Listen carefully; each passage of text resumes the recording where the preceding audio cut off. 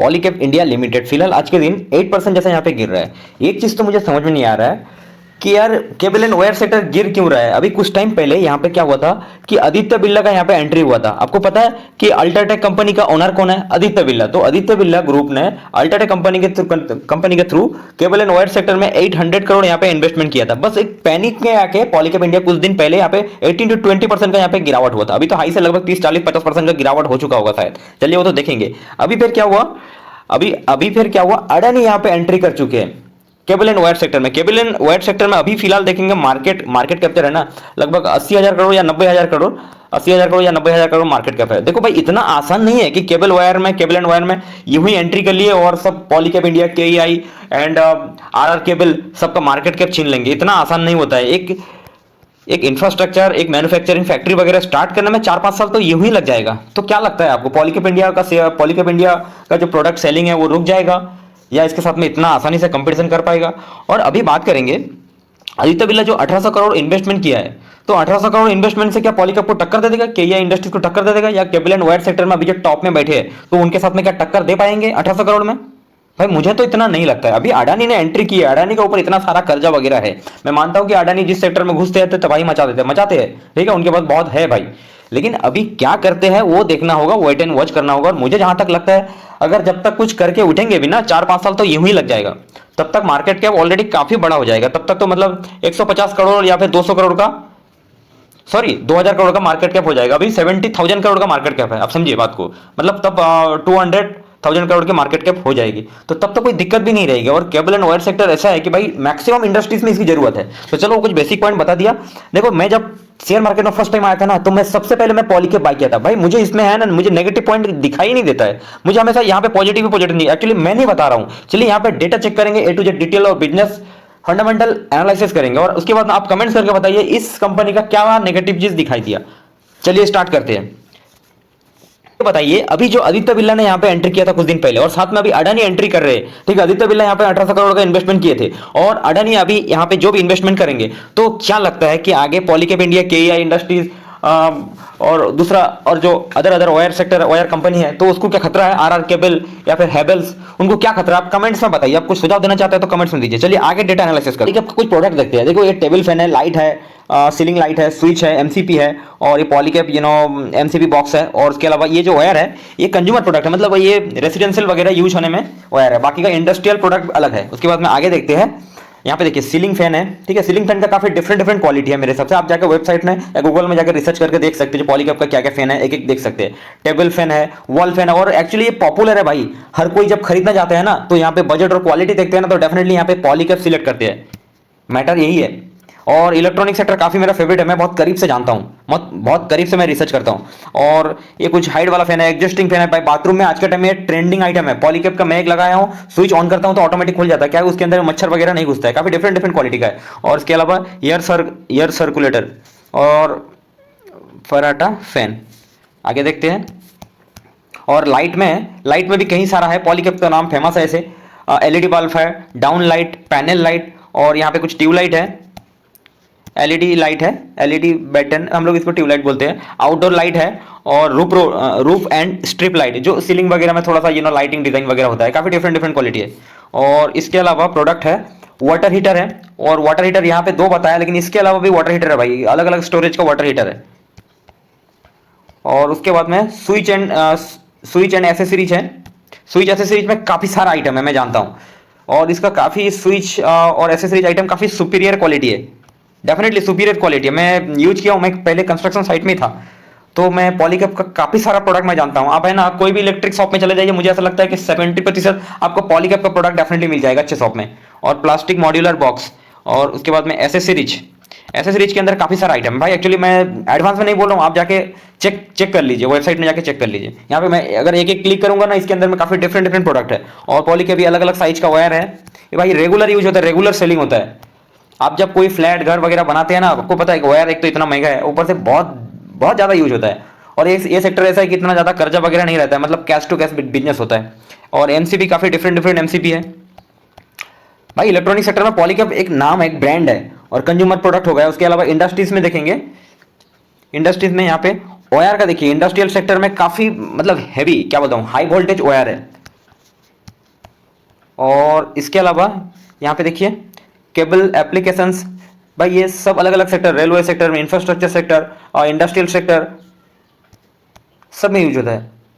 और इसके अंदर सब्सिडरी कंपनी भी है। यहाँ पे देखो ये जो जाड़ा केबल है कुछ है, बहुत तेजी वाला सेलिंग है यार, इसका सेल बहुत तगड़ा है। और इसके अलावा भी रिन्यूएबल सेक्टर कितना तेजी से काम चल रहा है, तो भाई इसमें कितना वायर की जरूरत है, ट्रांसमिशन कितना तेजी से बढ़ रहा है, ट्रांसमिशन का सेल्स कितना तेजी से हो रहा है। आप अगर ट्रांसमिशन का क्या बोलते हैं उसको, ट्रांसफॉर्मर कंपनी के इन्वेस्टर है तो आपको पता है कितना तेजी से उसका काम का चल रहा है और उसके अंदर ऑर्डर कितना तगड़ा है। जस्ट मैं बस प्रोडक्ट दिखाना चाहता था। चलिए यहाँ पे आगे बढ़। इंडिया एलटीडी का यहाँ पे फिलहाल तो अभी गिरा हुआ है, तो मार्केट कैप अभी 70,000 करोड़ है। और कितना गिरा है हाई से, यहाँ पे तो डेटा में बता रहा है 34, मेरे हिसाब से 40% तक हो गया।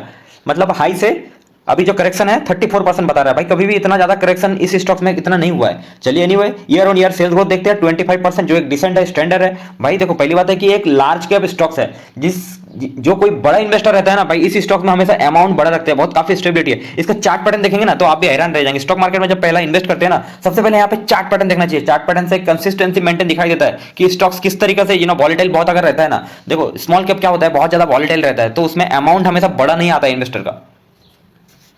लेते हैं पहले एक साल का देखते हैं। एक साल का देखिए यहाँ पे काफी टाइम तक कंसोलिडेट कर रहा था, और उसके बाद में जब ओवरऑल स्टॉक मार्केट यहाँ पे गिरावट हुआ, फिर जाके यहाँ पे इतना भी ज्यादा नहीं गिरा। ये अभी कब गिरा था, जब यहाँ पे आदित्य बिरला ने यहाँ पे एंट्री किया थे, जब वो अल्ट्राटेक कंपनी के थ्रू, अल्ट्राटेक कंपनी का मालिक है आदित्य बिरला, उसके बाद में अभी अडानी एंट्री कर चुके हैं। तो पता नहीं अभी क्या करेंगे, तो उसकी वजह से पैनिक में आके मुझे ऐसा लगता है कि यहीं पे तो जब अभी 2 बार हुआ था ना, तो यहीं पे मुझे ऐसा लगता है कि 30% तो अभी 2 बार मिला के 30%, 15-15 के 30% करेक्शन हो चुका है। तो यहाँ पे देखते हैं 5 साल का चार्ट पैटर्न। देखिए स्टॉक मार्केट में है ना, स्टॉक को पहचानना है ना, चार्ट पैटर्न से सीखिए। सबसे पहला बेसिक रूल्स हो जाता है। तो एक चार्ट पैटर्न से क्या लगता है आपको, ठीक है ना, बैक टू बैक यहाँ पे थोड़ा बहुत गिरता है, वापस यहाँ पे जाता है, थोड़ा बहुत गिरता है, वापस यहाँ पे जाता है। तो यहाँ पे इतना बड़ा ज्यादा गिरावट नहीं हुआ, तो अभी जाके यहाँ पे गिरावट हुआ है। तो क्या इस स्टॉक्स आगे रिटर्न नहीं देगा? आपने जो प्रोडक्ट आपने देखे हैं, क्या लगता है आपको? आप कमेंट्स करके बताइए।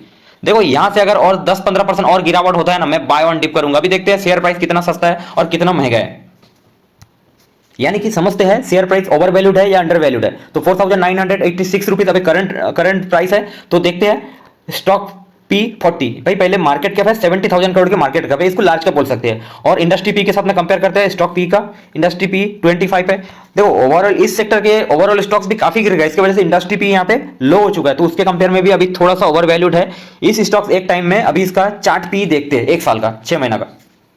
यहाँ पे 1 साल का मैंने पी रेशो का चार्ट निकाला हूं। यहाँ पे मीडियम जो पी है ना वो 55 है, तो उसके कंपेयर में भी नीचे आ चुका है। देखो जब जब ये नीचे आता था ना, बाउंस बैक करता था, तो उसके कंपेयर में भी यहाँ पे नीचे, यहाँ पे जो जितना नीचे आया ना भाई, ये पैनिक में होकर नीचे आया। कंपनी में कुछ प्रॉब्लम नहीं है, ठीक है ना, सेक्टर में बस यही पैनिक फैला हुआ है कि बस आदित्य बिरला आ चुका है, 1800 करोड़ इन्वेस्ट कर चुका है, पता नहीं क्या करेंगे, और उसके बाद अडानी एंट्री कर चुका है। तो एक थोड़ा सा डबल डर का माहौल बन चुका है, इसकी वजह से थोड़ा पैनिक में आ चुका है। इसकी वजह से जबरदस्ती में यहाँ पे सेलिंग हो रहा है। अभी रिटेलर सेल कर रहा है, प्रोमोटर सेल कर रहा है। मुझे नहीं लगता है प्रोमोटर सेल करेंगे भाई। अभी जो 2 प्लेयर मार्केट में नया आया है ना, मैं मानता हूं कि बड़ा प्लेयर है, ठीक है, बड़ा प्लेयर मतलब वायरिंग सेक्टर में इतना ज्यादा नॉलेज नहीं है, लेकिन इनके पास क्या है ना, बहुत पैसा है यार, ब्लैक मनी अमाउंट वगैरह बहुत सारा है यार, ये पैसा लगा के, ताकत लगा के कुछ भी कर सकते हैं। तो 3-4 साल तक वेट करेंगे, तब तक यार इसका मार्केट का बड़ा हो जाएगा। वो केबल एंड वायर का डिमांड बहुत बड़ा है, जितना नया प्लेयर आएगा फिर भी कम है। तो उसके हिसाब से यहाँ पे पी काफी नीचे हो चुका है। अभी देखते हैं 6 मंथ का पी, तो इसका मीडियम पी कितना है, 55 है इसका भी, तो उसके कंपेयर में भी नीचे आ चुका है। मुझे अगर यहाँ पे और 10-15% गिर जाएगा ना, तो पी मुझे और ज्यादा लो हो जाएगा। मैं डेफिनेटली यहाँ पे ऐड ऑन करना डेफिनेटली स्टार्ट करूंगा। देखो स्टॉक मार्केट में क्या होता है कि हम लोग के पास छोटा छोटा अमाउंट रहता है, तो इसकी वजह से क्या होता है, बड़ा कंपनी में अगर मैं यहाँ पे 50,000 भी लगाया, 1 साल में मुझे अगर मिनिमम अगर 40-50% में दे दिया, तो मुझे इतना ज्यादा मजा नहीं आएगा। लेकिन स्मॉल कैप में क्या होता है कि मैं कहीं पे डाउन पे अगर मैं 50,000 लगाया, तो वहां पे अगर 3 साल में अगर 2,000-3,000% का रिटर्न दे देना, तो फिर मेरा वहां से क्या लाइफ बन जाता है। तो मेरा 50,000 थोड़ा रिस्की में मैं डाल दूंगा, लेकिन मेरा 5 साल में मेरा लाइफ बन सकता है। तो इसकी वजह से मैं स्मॉल कैप ज्यादा थोड़ा पसंद करता हूँ, रिस्क लेना। मेरा एज कम है, मैं थोड़ा रिस्क लेना पसंद करता हूँ। किसी के पास अगर अमाउंट ज्यादा है, एक बात इंटरेस्टिंग बात है, आप ध्यान से सुनिए, किसी के पास अगर अमाउंट बहुत बड़ा ज्यादा है, मान लीजिए 20 लाख 50 लाख या फिर करोड़ ऊपर है, तो यार वो क्या करते हैं ना, पैसा कमाने से ज्यादा इसको मेंटेन रखना ज्यादा इंपॉर्टेंट है उनके लिए।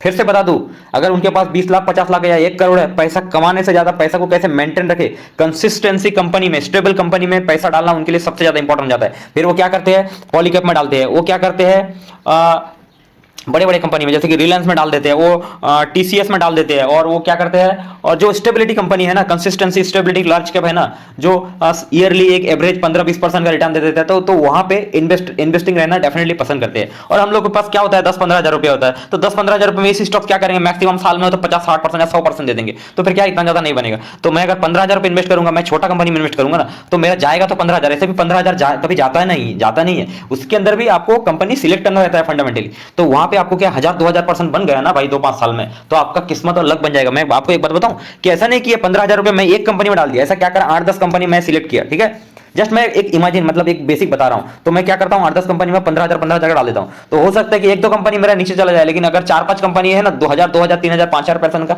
अगर 5 साल में 10 साल में रिटर्न दे देना, तो फिर मेरा लाइफ वहां से किस्मत टर्निंग पॉइंट बन जाता है। तो इसीलिए थोड़ा सा मैं रिस्क लेना पसंद करता हूं। चलिए आगे पॉइंट, कंपाउंडेड सेल्स को देखते हैं। 10 ईयर 16%, 5 ईयर 18%, 3 ईयर 27% और ट्रेलिंग 12 मंथ 25%। भाई यहाँ पे सेल्स ग्रोथ है ना, काफी स्ट्रॉन्ग कंसिस्टेंसी है, मतलब धीरे धीरे धीरे धीरे धीरे देखो, एक कछुआ और एक पता नहीं खरगोश का कुछ रेसिंग हुआ था, तो कछुआ क्या है, वो उसका मेंटेन से चल रहा है, और स्मॉल कैप कंपनी क्या होता है, यानी कि खरगोश क्या होता है, वो यूं जाता है वारी रिन्यूएबल की तरह, यूं जाता है, फिर यहां से 1000, 1200, 1500% एक साल में रिटर्न देता है, फिर यूं गिरता है। तो फिर मतलब क्या हुआ भाई, जहां पे था वापस यहीं पे आ गए। और ये क्या करता है हमारा कछुआ, यानी कि पॉलीकैप इंडिया, वो यार एवरेज की तरह हमेशा चलता रहता है, चलता रहता है, चलता रहता है, चलता रहता है। तो ये स्टॉक मार्केट में ये मतलब टिका हुआ रहता है, इसके इन्वेस्टर, पॉलीकैप इंडिया के इन्वेस्टर, वो मार्केट में कंसिस्टेंसी वो मेंटेन किया हुआ रहता है। और ये क्या होता है, ये बेचारा यहाँ पे हुआ, यहाँ पे सेल नहीं कर पाया, लोअर सर्किट लग गया, वो बेचारा पैनिक में आके इधर सेल कर दिया, इसका जो भी प्रॉफिट हुआ था वो यहाँ पे लॉस हो गया, वो बेचारा क्या करेगा, फिर सुसाइड करेगा, हार्ट अटैक करेगा। तो भाई ऐसा प्लीज ऐसा नहीं करना चाहिए। यहाँ पे क्या होता है, नॉलेज की कमी है, नॉलेज डेवलपमेंट करना चाहिए। एक साल में अगर कोई स्टॉक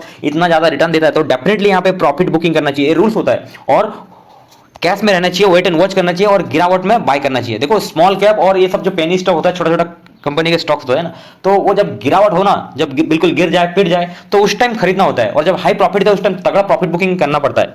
तो भाई स्टॉक मार्केट का ये इंपॉर्टेंट रूल्स है। बाकी का लार्ज कैप कंपनी क्या होता है, वो धीरे धीरे धीरे धीरे चलता रहता है। बाई चांस किसी क्वार्टर में थोड़ा सा खराब रिजल्ट आ जाए और ओवरऑल स्टॉक मार्केट में बैड न्यूज रहे, जैसे कि अभी केबल एंड वायर सेक्टर में एक पैनिक का माहौल बना हुआ है, तो इसकी वजह से यहाँ पे इतना ज्यादा गिरावट हुआ है। चलिए आगे मेन पॉइंट देते हैं। मैं अदर डेटा बहुत ज्यादा ऐड कर देता हूँ, आप कमेंट्स करके बताइए अदर डेटा मेरा अच्छा लगता है कि या फिर गलत लगता है, कि अगर ऐसा लगता है कि मैं दोबारा ऐड नहीं करूंगा।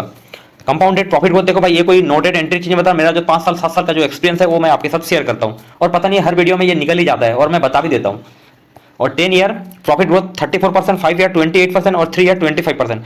और ट्रेलिंग 12 मंथ यहाँ पे प्रॉफिट ग्रोथ कमा है। देखो केईआई इंडस्ट्रीज में भी यहाँ पे भी थोड़ा ट्रेलिंग 12 मंथ में प्रॉफिट ग्रोथ कमा है, और पॉलीकैप वायर में भी यहाँ पे प्रॉफिट ग्रोथ कमा है। क्योंकि यहाँ पे ऑपरेटिंग कंपटीशन काफी ज्यादा बड़ा है, और एक डर का थोड़ा सा माहौल बना है कंपनी के ऊपर भी, तो इसकी वजह से यहाँ पे क्या किया, ऑपरेटिंग प्रॉफिट मार्जिन वगैरह कम किए होंगे, तो इसकी वजह से यहाँ पे प्रॉफिट थोड़ा सा कम निकाले हैं। तो चलिए अभी रिटर्न देख लेते हैं कैसा दिया है। तो है ना, कंपनी का अंदाजा लग जाता है कि भाई कंपनी के अंदर में कितना स्ट्रेंथ है, कितना क्वालिटी है। तो वहां पे 1 मंथ गिरावट, 6 मंथ 17% गिरावट, तो यहाँ पे ठीक है। पॉलीकैप इंडिया इतना भी ज्यादा गिरावट नहीं हुआ। अभी चलो देखेंगे चार्ट प्राइस में, देखेंगे कितना गिरावट हुआ। 1 ईयर यहाँ पे 9% रिटर्न दिया है, और 3 ईयर 126% रिटर्न दिया है, और 5 ईयर 675% रिटर्न दिया है।